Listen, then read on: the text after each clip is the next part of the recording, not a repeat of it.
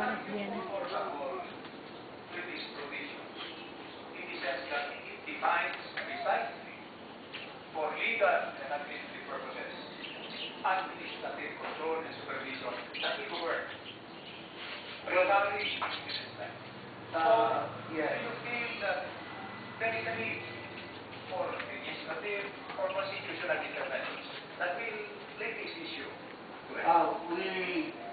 We believe, Your Honor, that the original mandate in the Constitution was watered down by the succeeding legislations. And in pursuance of your question, I think that is good for Congress to evaluate and examine the scope and extent of the existing authorities and powers of the NATOCOM in relation to constitutional extent. It is very broad and very